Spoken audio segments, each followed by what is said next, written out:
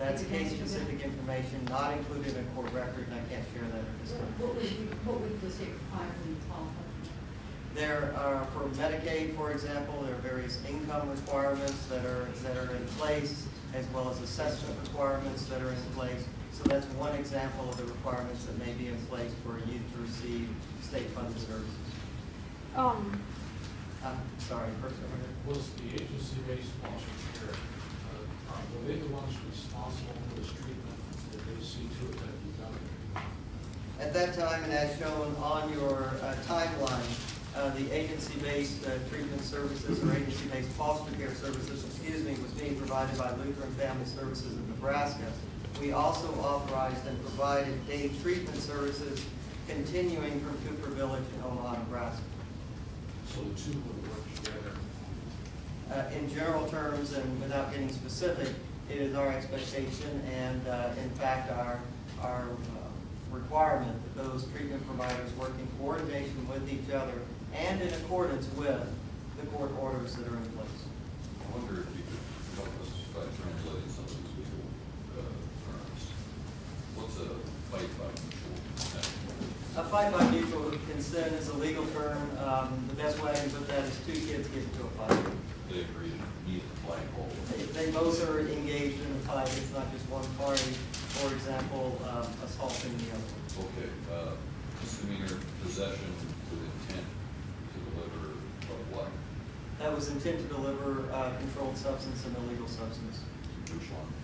Yeah. In this case, I don't believe that's in court record, so I'm not able to share that. And you said that you think the fall 2005 was drug charges. We believe it was a drug-related charge. Again, we are working to verify that information. At that time, that is what we understand and believe.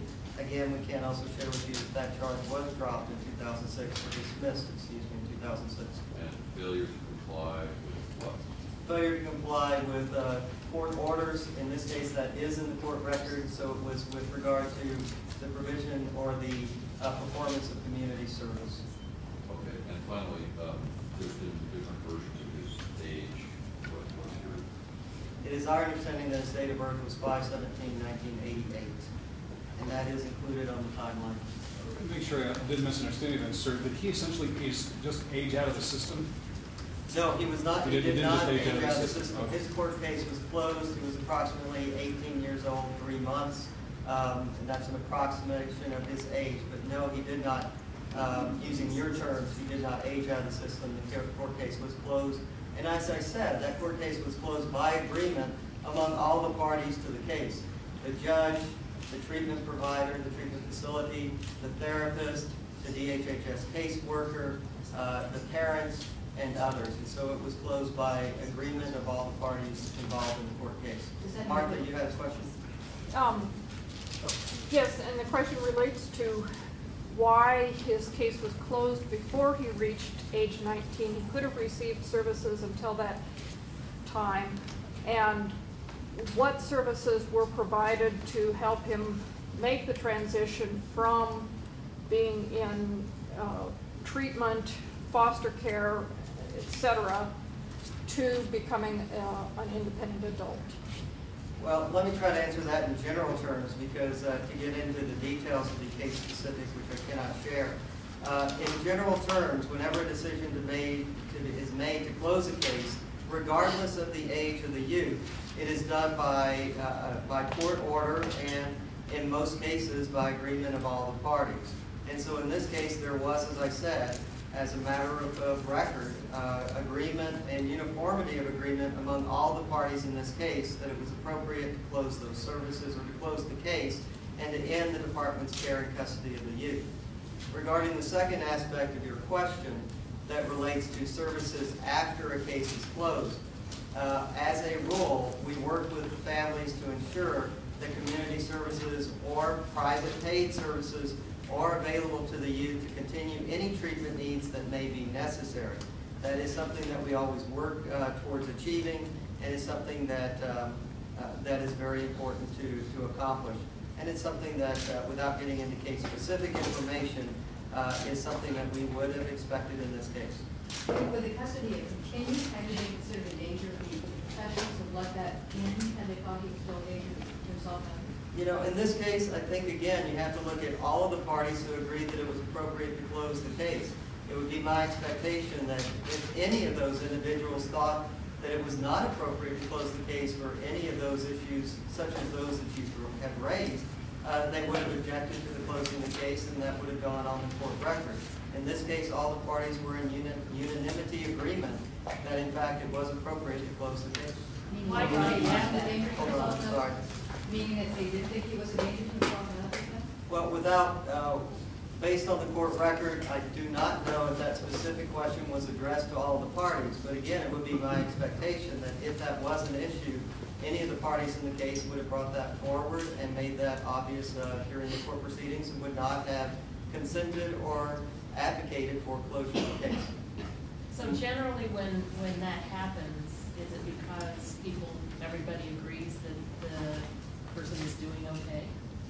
Well, again, it could be for a variety of reasons, but again, I think the important thing to note in this case is that there was that uniformity of agreement by everyone that the most appropriate thing for this youth at that time was to close the case.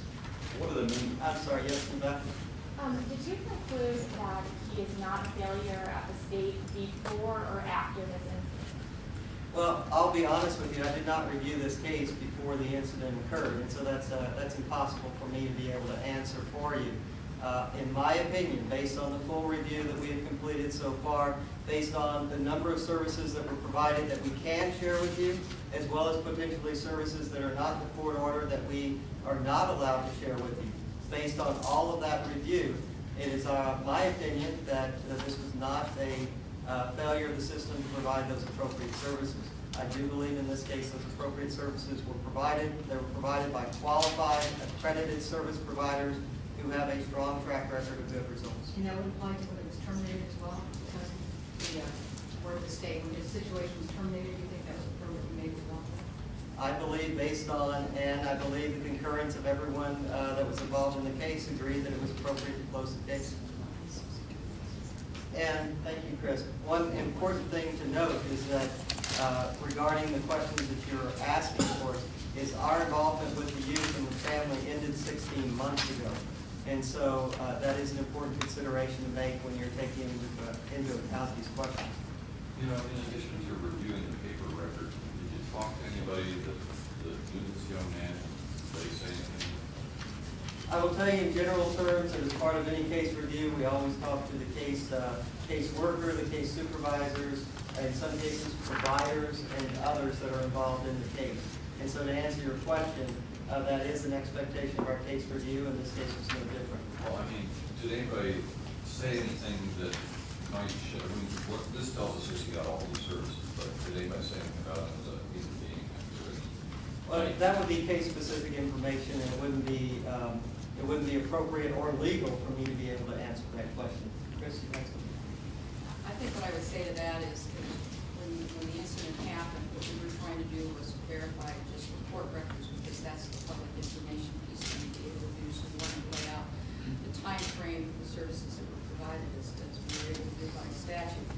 Certainly, any incident like this will go beyond just the formal staffing review, as many agencies will be doing, and there will be many more conferences and interviews going on.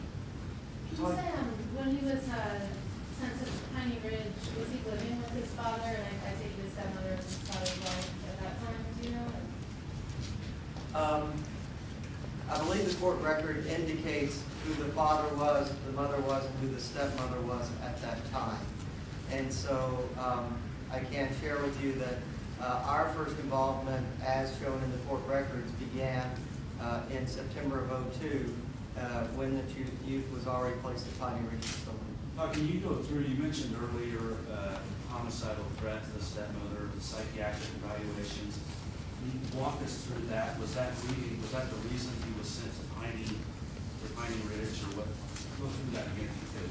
The court records indicate, based on the affidavit that was filed, that as part of the court record, that he was originally sent and began receiving services at Piney Ridge facility because of homicidal threats towards his stepmother.